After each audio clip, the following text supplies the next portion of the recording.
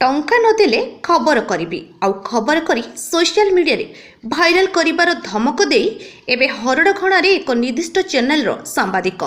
ସେହି ସାମ୍ବାଦିକ ପୂର୍ବରୁ ମଧ୍ୟ ଭଦ୍ରକ ଜିଲ୍ଲାର ପୁରୁଣା ବଜାର ଆଇଆଇସିକୁ ବ୍ଲାକମେଲ ଘଟଣାରେ ସମ୍ପୃକ୍ତ ଥାଇ ଚର୍ଚ୍ଚାର ପରିସରରେ ଥିଲେ। ଏହା ସହିତ ଅନେକ ଅପରାଧିକରେ ସମ୍ପୃକ୍ତ ଏହି ସାମ୍ବାଦିକ ଜଣକ ଏବେ ସେ ଜିଲ୍ଲାର ସମସ୍ତ ଧାନମଣ୍ଡି ବୁଲି ବୁଲି ଚାନ୍ଦା ଇଲେକ୍ସନ କରିବାର ବ୍ୟସ୍ତ ଥିବାବେଳେ ଯିଏ ନ ଦେଉଛି ତାଙ୍କୁ ଧମକ ଦେଉଛନ୍ତି ଏ ବାବୁ। ଏମିତି ଏକ ଘଟଣା ଦେଖିବାକୁ ମିଳିଛି ଗଣିଜଙ୍ଗ ସେବା ସମବାୟ ସମିତିରେ ଏହି ସମ୍ପୃକ୍ତ ସାମ୍ବାଦିକ ଜଣକ ବାରମ୍ବାର ସାମ୍ବାଦିକଙ୍କୁ ଫୋନ ମାଧ୍ୟମରେ ଟଙ୍କା ମାଗିବା, ଟଙ୍କା ନ ଦେବାରୁ ଧମକ ଦେବା, ତେବେ ଚୋର ମୁହଁ ଟାଣ ଭଳି ଘଟଣାକୁ ନେଇ ସାମ୍ବାଦିକ ନିଜେ ପ୍ରଥମେ ଖବର ପ୍ରସାରଣ କଲା ପରେ ପର ମୁହୂର୍ତ୍ତରେ ସୋସିଆଲ ମିଡ଼ିଆରେ ଡିଲିଟ୍ ହେବା ଯାହିକି ସେହି ସାମ୍ବାଦିକ ଜଣକ ଟଙ୍କା ନେବା ପାଇଁ ନାଟକ କରୁଥିଲେ ବୋଲି ଜଣାପଡ଼ୁଛି। ଏହି ସାମ୍ବାଦିକ ଜଣକ ଗଣିଜଙ୍ଗ ସେବା ସମବାୟ ସମିତିର ବାହାରିବା ସମୟରେ କିଛି ସାମ୍ବାଦିକ ନ୍ୟୁଜ୍ ଡିଲିଟ୍ ବିଷୟରେ ପଚାରିବା ଓ ଏହି ସ୍ଥାନକୁ କାହିଁକି ଆସିଥିଲେ ବୋଲି ପଚାରିବାରୁ ଓଲଟି ଉପସ୍ଥିତ ଥିବା ସାମ୍ବାଦିକମାନଙ୍କର ଭିଡ଼ିଓ ଉତ୍ତୋଳନ କରିଥିଲେ ଏହି ବାବୁ। ଏବେ ସେହି ସାମ୍ବାଦିକଙ୍କ ଏହି ଘଟଣାର ଭିଡ଼ିଓ ଭାଇରାଲ ହେବାକୁ ଲାଗିଛି। ଏହି ଘଟଣାକୁ ନେଇ ସମ୍ପାଦକ କହିଛନ୍ତି, ଏହି ଘଟଣା ପରେ ମୋ ପରିବାର ଲୋକେ ମାନସିକ ସ୍ତରୀୟ ଆଘାତ ପାଇଛନ୍ତି। ଯଦି କାଲି କିଛି ଘଟଣା ଓ ଦୁର୍ଘଟଣା ଘଟେ, ଏହି ବ୍ଲାକମେଲର ସାମ୍ବାଦିକ ଦାୟୀ ହେବା ସହିତ କାର୍ଯ୍ୟରତ ଚ୍ୟାନେଲର ସମ୍ପାଦକ ଦାୟୀ ରହିବେ। ଏହି ଘଟଣାରେ ଆମ ସେବା ସମବାୟ ସମିତିରେ ଲାଗିଥିବା କ୍ୟାମେରା ଯାଞ୍ଚ କରିବା ସହିତ ଏହି ସାମ୍ବାଦିକ ମୋବାଇଲ ଯାଞ୍ଚ କରାଯାଉ ବୋଲି ମଧ୍ୟ କହିଛନ୍ତି। ତେବେ ଏହି ସାମ୍ବାଦିକ ଜଣକ ଖବର ପ୍ରସାରଣ କରି ଲୋକଙ୍କ ସମସ୍ୟା ଦୂର କରିବା ନାଁରେ ଲୋକଙ୍କୁ ହଇରାଣ କରୁଥିବା ଜଣାପଡ଼ିଛି। ଆଜି ଏହିଭଳି ସାମ୍ବାଦିକ ପାଇଁ ସାରା ସାମ୍ବାଦିକ ଜଗତ ବଦନାମ ହେବାକୁ ବସିଛି। ଆପଣ या କିଛି ଦିନ ପୂର୍ବରୁ ସମ୍ପୃକ୍ତ ଏକ ଗଣମାଧ୍ୟମରେ କହିଥିଲେ ଏଇ ସୋସାଇଟି ବାବଦରେ, ତାହା କିଛି ଦିନ ପରେ ଡିଲିଟ୍ ହେଇଗଲା। एक्चुअली ଆପଣ ସତ୍ୟ କହିଥିଲେ ନା ସତ୍ୟ ନା ମିଛ? ନା ସେଟା ମିଥ୍ୟାକାର। କାହିଁ କହିଥିଲେ ତାହେଲେ? ଏଟା ଗୋଟେ ଜୋସ୍ରେ ଆସି କହିଦେଇଥିଲି ଆଉ। ମାନେ କେହି ଆପଣ କହିଥିଲେ କି କହିବା ପାଇଁ? ନା ଆପଣ ମନରୁ କହିଥିଲେ? ଆଜ୍ଞା। ଏବେ ଏମିତି ମନରୁ ମିଛ କହିବା ଗୋଟେ ଦଣ୍ଡନୀୟ ଅପରାଧ, ଆପଣ ଜାଣିଛନ୍ତି ନା ନାହିଁ? କହିଦେଇଛି ଆଉ। ବର୍ତ୍ତମାନ କ'ଣ କହୁଛନ୍ତି? ନା ଆମ ସୋସାଇଟି ଠିକ୍ ଠାକ୍ ଚାଲିଛି, ଅଖା ବି ଆସୁଛି, ସମସ୍ତେ ପାଉଛନ୍ତି, ଗାଡ଼ି ବି ଆମର ଡେଲି ଆସୁଛି, ଲୋଡ଼ ବି ଠିକ୍ ଠାକ୍ ହେଉଛି। ବର୍ତ୍ତମାନ ବି ଗୋଟେ ଗାଡ଼ି ଲୋଡ଼ ହେଇକି ଯାଇଛି। ଆମ ଅଲଗା ସୋସାଇଟି ଅପେକ୍ଷା ଆମ ସୋସାଇଟି ଭଲ ଅଛି, ଠିକ୍ ଠାକ୍ ଶାନ୍ତି ଶୃଙ୍ଖଳାରେ ବି ଲୋଡ଼। କାହା ପ୍ରେସରରୁ କହିଥିଲେ ନା ମନରୁ କହିଥିଲେ? ମୁଁ ଏଠି ଏଇ ସୋସାଇଟିରେ ଚାଷୀ ଜଣେ, ମୋର ବି ଧାନ ଯାଇସାରିଛି। ମୁଁ ଏଇ ସୋସାଇଟିରେ ବି ଲୋଡ଼ କରୁଛି। ହଠାତ୍ ଲୋଡ଼ କରୁଥିଲି ଗାଡ଼ି, ଆଉ ଓହ୍ଲେଇ ପଇଲି, କହିଦେଲି ଆଉ। ସେଟା ମତେ କେହି କିଛି କହିନାହାନ୍ତି। ଆପଣଙ୍କୁ ଯୋଉ ଗଣମାଧ୍ୟମ ପଚାରିଲା ପରେ ଆପଣ କହିଲେ, ଆପଣ ମିଛ କାହିଁ କହିଲେ? ସତ କହିପାରିଥାନ୍ତେ। ମିଛ କହିବାର କାରଣଟା କ'ଣ ଜାଣିପାରିବେ? ଗୋଟେ ମନରୁ ଆଇଲା କହିଦେଲି ଆଉ। ଲୋଡ଼ କରୁଥିଲି, ଟେନସନ୍। ନା ସୋସାଇଟି ଆମର ଠିକ୍ ଠାକ୍ ଚାଲିଛି, ଗୋଟେ କହିଦେଲି ଆଉ। ମିଡ଼ିଆ ଇଏରେ କେବେ କହିନଥିଲି, ଗୋଟେ ହଠାତ୍ ଗୋଟେ ମନକୁ କ'ଣ ଆଇଲା କହିଦେଇଛି ଆଉ। କିନ୍ତୁ ଆମ ସୋସାଇଟି ଠିକ୍ ଠାକ୍ ଚାଲିଛି, ସବୁ ଭଲ, ଶାନ୍ତି।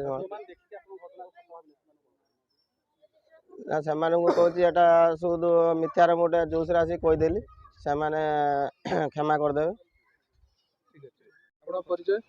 ମୁଁ ମାନସ କୁମାର ପଣ୍ଡା, ଗଣିଜଙ୍ଗ ସେବା ସମବାୟ ସମିତିର ସମ୍ପାଦକ ଅଟେ। ଆଚ୍ଛା, ଆପଣଙ୍କର ଯୋଉ ଧାନ କିଣା ହେଉଛି ତା ସ୍ୱଚ୍ଛତା ଉପରେ ଅନେକ ପ୍ରଶ୍ନ ଆସୁଛି, ଆପଣ କ'ଣ କହିବେ? 2023-24 ଖରିଫ ବିପଣନ ବର୍ଷରେ ଗଣିଜଙ୍ଗ ସେବା ସମବାୟ ସମିତି ଠାରେ ସରକାରୀ ଧାନ ମଣ୍ଡିର ଶୁଭ ଉଦ୍ଘାଟନ ହୋଇଥିଲା। ବିଗତ ବର୍ଷମାନଙ୍କରେ ଯେଉଁଭଳି ଭାବେ ସ୍ୱଚ୍ଛତା ଓ ଶାନ୍ତି ଶୃଙ୍ଖଳାର ସହିତ ସମସ୍ତଙ୍କର ସହଯୋଗ ତଥା ଆମର ରହିଲେ ଚାଷୀ କମିଟି, ଆମ ପରିଚାଳନା ପରିଷଦ ସମିତିର ପରିଚାଳନା ପରିଷଦର ସଭ୍ୟମାନଙ୍କର ସହଯୋଗ ତଥା ଚାଷୀମାନଙ୍କର ମୁଖ୍ୟ କରି ସହଯୋଗରେ ଏଠି ଶୃଙ୍ଖଳିତ ଭାବରେ ଧାନ କିଣାଯାଏ।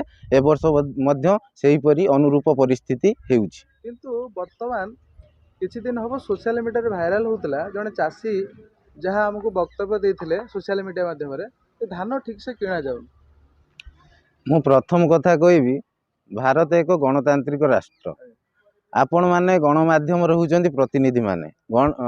ଆମର ଗଣମାଧ୍ୟମ ହେଉଛି ଗଣତନ୍ତ୍ରର ଚତୁର୍ଥ ସ୍ତମ୍ଭ। ଗଣତନ୍ତ୍ର ମାଧ୍ୟମରେ ନା ଗଣମାଧ୍ୟମ ଦ୍ୱାରା ସମସ୍ତ ଜନସାଧାରଣଙ୍କ ପାଖରେ ସତ୍ୟତା ପରିପ୍ରକାଶ ପାଏ। ସେମାନେ ସତ୍ୟତା ସେଇଠୁ ଜାଣନ୍ତି।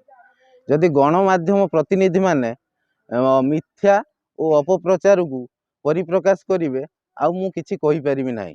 ଏହାକୁ ଘୋର ନିନ୍ଦା କରୁଛି। ଏହା ଅତ୍ୟନ୍ତ ନିନ୍ଦନୀୟ ଜିନିଷ। ଆଚ୍ଛା, ସେ ଯୋଉ ଖବର ବାଜିଥିଲା, ଖବର ବାଜିର ଗୋଟେ ଦିନ ପରେ ସେ ଖବର ସୋସିଆଲ ମିଡ଼ିଆରେ ଉଡ଼ି ଯାଇଥିଲା, କିନ୍ତୁ ବର୍ତ୍ତମାନ ମୋବାଇଲ ସେ ଖବର ଘୁରି ବୁଲୁଛି କି ସେ ଖବର ସତ୍ୟାସତ୍ୟ କେତେ ଅଛି? ଖବର ବାଜିବାର କିଛି ସମୟ ପରେ ମାନେ ଫ୍ରାକ୍ସନ୍ ଅଫ୍ ସେକେଣ୍ଡସ୍ ପରେ ସେ ଖବର ସୋସିଆଲ ମିଡ଼ିଆରୁ ଡିଲିଟ୍ ହୋଇଯାଇଥିଲା। ଏଇଠୁ ଆପଣ ଆକଳନ କରିପାରୁଥିବେ ସେ ଖବର ସତ୍ୟ ଥିଲା କି ମିଥ୍ୟା ଥିଲା। ସେ ସାମ୍ବାଦିକ ସେ ଖବର ପ୍ରସାରଣ କରି ଆପଣଙ୍କୁ ପ୍ରେସର କରିବା ପାଇଁ ଚାହିଁଥିଲେ କି? ମୁଁ ତ ଅନୁପସ୍ଥିତ ଥିଲି। ମୁଁ ସେଦିନ ମିଲ୍କି ଯାଇଥିଲି। ଆମର କର୍ମଚାରୀ ସନାତନ ବେହେରା ସିଏ ତୁରନ୍ତ ଆମର ଷ୍ଟାଫ୍ ରିସୋର୍ସେସ୍ ସର୍ଟେଜ୍, ମୁଁ ସେକ୍ରେଟେରୀ, ଆମର ରହୁଛନ୍ତି ସନାତନ ବେହେରା ପିଅନ ଅଛନ୍ତି, ଆଉ ଦୀପକ ବାରିକ ଅଛନ୍ତି ଡିଓ। ଆଉ ଯେହେତୁ ଷ୍ଟାଫ୍ ଷ୍ଟ୍ରେଙ୍ଗଥ ଆମର କମ୍ ଅଛି, ଡିଲିଟ୍ ହେଇଯିବାର କାରଣ କ'ଣ? ଏହା ସମ୍ପୂର୍ଣ୍ଣ ମିଥ୍ୟା ଆଉ ଏହା ଏକ ଅପପ୍ରଚାର। ଗୋଟେ ନିର୍ଦ୍ଦିଷ୍ଟ ସଂସ୍ଥାକୁ ଗୋଟେ ଯିଏ ଚାଷୀଙ୍କ ପାଇଁ ବହୁତ ଦୀର୍ଘ ଦିନ ହେଲା କାମ କରି ଆସୁଛି, ଗଣିଜାଙ୍ଗ ସେବା ସମବାୟ ସମିତି 2ଟି ଗ୍ରାମ ପଞ୍ଚାୟତକୁ ନେଇକି ସମିତି ଗଠିତ, ନିକଟସ୍ଥ ଛୟାଳସିଙ୍ଗି ଗଣିଜାଙ୍ଗ। ଆଉ ଚାଷୀମାନେ ବହୁତ ଉପକୃତ ହେଉଛନ୍ତି। ଏଇ ମିଥ୍ୟା ଅପପ୍ରଚାର ଯୋଗୁଁ ଆଜିକାଲି ସୋସିଆଲ ମିଡ଼ିଆ ବହୁତ ଆକ୍ଟିଭ ଅଛି। ଲୋକମାନେ କିଛି ବୁଝିପାରିବେନି। ଆପଣମାନଙ୍କ ଥ୍ରୋରେ ସତ୍ୟତା ଲୋକମାନଙ୍କ ପାଖରେ ପହଞ୍ଚେ। ଆପଣମାନେ ଯଦି ମିଥ୍ୟା ପରିପ୍ରକାଶ କରିବେ ତାହେଲେ ଏହା ଲୋକମାନଙ୍କ ପାଇବେ। ହୁଏତ ସବୁ ଶିକ୍ଷିତ ଲୋକ ନ ହୋଇପାରନ୍ତି, ସେଥିପାଇଁ ଆଜିକାଲି ସୋସିଆଲ ମିଡ଼ିଆରେ ସମସ୍ତେ ଆକ୍ଟିଭ ଥିବାରୁ ସେ କି ସିନା ସଡନ୍ ଲୋକ ଦେଖିଲେ ଭାବିବେ ହଁ ସତ୍ୟ, କିନ୍ତୁ କିଛି ଦିନ ପରେ ଜାଣିପାରିବେ ତ ଏଟା ମିଥ୍ୟା ବୋଲି ନା। ତାପରେ ହେଉଛି ମୁଖ୍ୟ କଥା, ଏଥିପାଇଁ ମୁଁ ବହୁତ ଦୁଃଖିତ। ଆଉ ବରଂ ୟାର ମାନେ ଏତେ ଦୁଃଖିତ ଯେ ୟା ଆକଳନ କରିହେବ ନାହିଁ। ସମ୍ପୃକ୍ତ ସେ ଯୋଉ ଖବର ଯେ ପ୍ରସାରଣ କରିଥିଲେ ତାଙ୍କୁ କ'ଣ କାହିଁକି